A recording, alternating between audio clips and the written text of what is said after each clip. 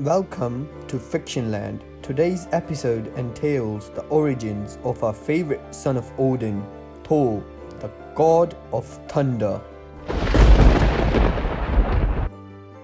Comic Origins.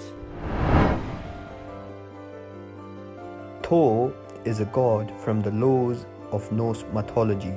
He is the god of thunder as well as strength. He is the son of Odin and Jord, or Gaia, the Mother Earth, as she is called Jord in Norse mythology. Thor at his prime is physically the strongest in Asgard. In comics as well, Thor is the god of thunder and strength, but originally Thor was never going to be a hero. It happened when Thor was banished to Midgard by Odin to learn humility. He was made to be a crippled doctor named Donald Blake. With the help of enchantments, Thor's memories and godhood was healed, so he never knew that he was Thor, the god of thunder. While on a vacation in Norway, Donald Blake discovers an alien scouting party. He flees from them and ends up in a cave where he finds Mjolnir, the hammer of Thor. It was disguised as a stick. He picks it up and throws it at a rock, which transforms it back to Mjolnir and allows for him to turn back into Thor. Later, it is found out that he has always been Thor, the god of thunder. Thor also has a natural affinity to the earth, and on more than one occasion has been seen to be able to manipulate earth to some extent. This power of his comes from the fact that he is Jord's son. Thor then shares a double life with his alter ego, Donald Blake. Thor, while living his double life and treating patients, falls in love with the nurse Jane Foster. Loki finds out that Thor is on Midgard. Loki is the one responsible for the three iconic villains of Thor: the Destroyer, the Absorbing Man, and the Wrecker. Thor becomes the superhero who fights evil villains and a feeble doctor in his other personality. Even in the comics, Loki was the one to kickstart the formation of the superhero team, the Avengers. MCU Origins. Thor in MCU is only the god of thunder. He is the son of Odin and Frigga, the king and queen of Asgard.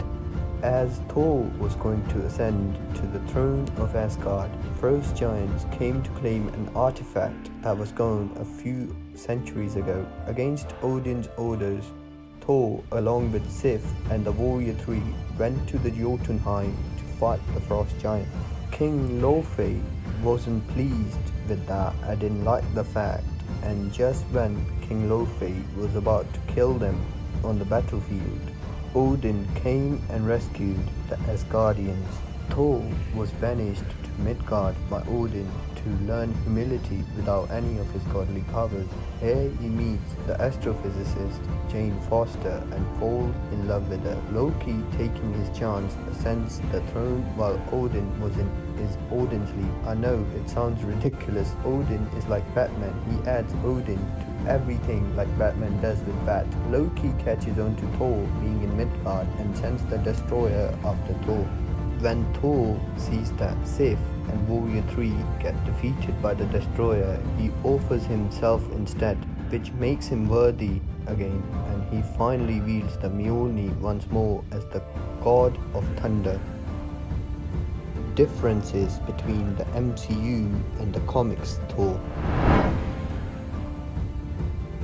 In MCU, Thor can survive a dying star for a minute, and let's just say he has a power of thousands of tons. But this is the super nerfed version of what Thor is really capable of. Thor in comics can crack a planet in two with Mjolnir. He was able to push back Galactus, a being who eats planets like snacks. Thor was able to close a fissure in Earth to trap Loki. This feat alone makes his strength at least millions of tons. Thor is so nerfed in MCU that it's not even funny. He's literally nerfed by hundreds of times. It is just ridiculous. Thor is one of the strongest beings in comics. In comics, during Ragnarok, Thor breaks the Ragnarok cycle and goes into hibernation. He wakes up when Doctor Doom fails to lift Mjolnir in Hell, but Donald Blake lifts it. In MCU, Thor also breaks the Ragnarok cycle, but unlike the comics, he finds a new place for the Asgardians to live in, and he is super nerfed. I just can't get over that fact. So Fox, these are the origins of the MCU Thor and the comics Thor, with some facts in between and the differences that they have between the comics version and the MCU version.